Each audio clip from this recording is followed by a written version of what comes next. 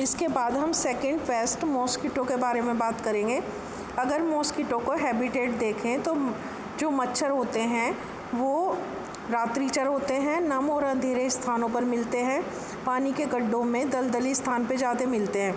इनके 3 जेनरा हैं, Culex, Aedes, एनाफ्लीज़, जो विशेष रूप से महत्वपूर्ण हैं। अगर इसकी लाइफ साइकिल देखें तो मच्छर नमी वाले स्थानों पे पूरे वर्ष ब्रीड करते रहते हैं।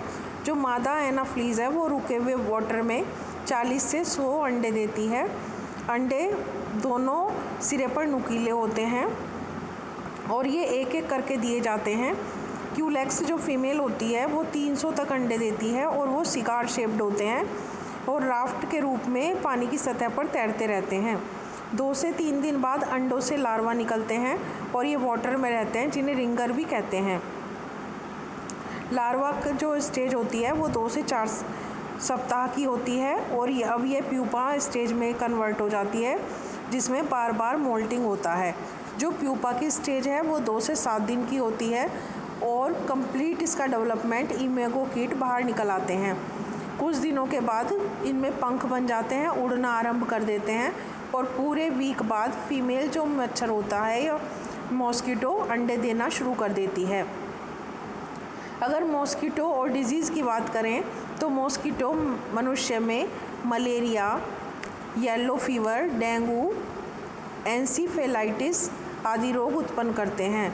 अगर मलेरिया की बात करें तो यह फीमेल एनाफ्लीज़ मॉस्किटो द्वारा फैलने वाला एक डिजीज़ है। इस डिजीज़ के कारण एक प्रोटोजोन प्लाज्मोडियम है, वह अपने जीवन का एक भाग तो मैन के अंदर और शेष भाग फीमेल मॉस्किटो के बॉडी में कंप्लीट करता है। जो मलेरिया है उसमें जो रोगी होता है या पेशेंट होता है उसे ठंड के साथ तेज़ बुखार आ जाता है, रोगी की बॉडी में सिर में तेज़ दर्द होता है, जी मिचलाने लगता है और उपचार न मिलने की स्थिति में डेथ भी हो जाती है। दूसरा है येलो फीवर।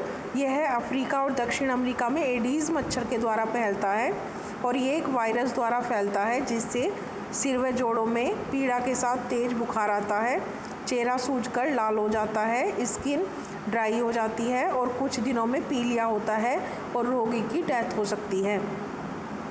इसके बाद डेंगू फीवर है। ये भी एक वायरस है जो क्यूलेक्स और एडीज़ नामक मॉस्किटो द्वारा फैलता है। इसके बाद है एंसीफेलाइटिस। ये भी एक डिजीज़ ही है जो एक वायरस द्वारा फैलती है, जिससे तेज़ बुखार आ जाता है, सिर में पीड़ा होती है, मूर्छा आने लगती है और ब्रेन में तेज़ दर्द होता है और यह भी रोग क्यूलेक्स और एडीज़ द्वारा फैलता है। तो मलेरिया जो है वो एनाफ्लीज़ द्वारा फैलता है, येलो फीवर एडीज़ द्वारा फैलता है, डेंगू फीवर क्यूलेक्स और एडीज़ द्वारा फैलता है और एंसीफेलाइटिस क्यूलेक्स और एडीज़ द्वारा फैलता है। अगर इसके कंट्रोल की बात करें तो मच्छरों को कई प्रकार के रोग फैलते हैं, तो उन्हें नष्ट करना अत्यंत आवश्यक है। तो उसके लिए कुछ उपाय किए गए हैं। पहला उपाय है एलिमिनेशन ऑफ ब्रीडिंग प्लेस। इसमें क्या होता है कि दलदल और पानी वाले स्थानों को सुखा देना चाहिए, जिससे मच्छर को अंडे देने के लिए उपयुक्त कोई स्थान नहीं मिलेगा। दूसरा, नालों, पोखरों, गड्ढों को साफ़ करना चाहिए, घास फूस इकट्ठी नहीं होनी चाहिए। तीसरा, गड्ढों को मिट्टी से भरकर बंद कर देना चाहिए। इसके बाद दूसरा है destruction of larva and pupa.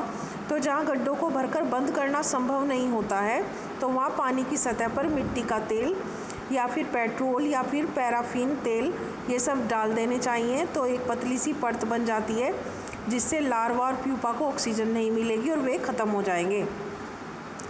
जो बड़े बड़े तालाब हैं जहाँ तेल छिड़कना संभव नहीं है, वहाँ पेरिस ग्रीन उपयोग में लाया जाता है। इसके बाद डीडीटी, बेंजीन, हेक्साक्लोराइड के घोल से भी मच्छरों के जो लार्वा हैं उन्हें नष्ट कर दिया जाता है। इसके बाद मच्छरों के लार्वा और प्यूपर को खाने वाले कीट जैसे ड्रैगन फ्लाई को पानी वाले स्थानों पे ग्रोथ करने देना चाहिए।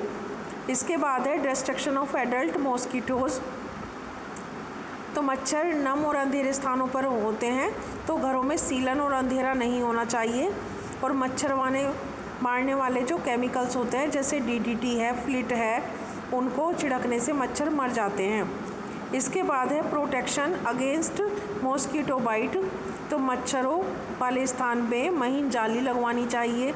सोते समय मसहरी लगाकर सोना चाहिए और शरीर के जो खुले स्थान हैं उन पर सेट्रोनिल तेल है, ओडोमॉस है, ये सब लगाने चाहिए, जिससे लगाने से मच्छर पास नहीं आएंगे। और खुले स्थानों को दस्तानों आदि से ढककर रखना चाहिए।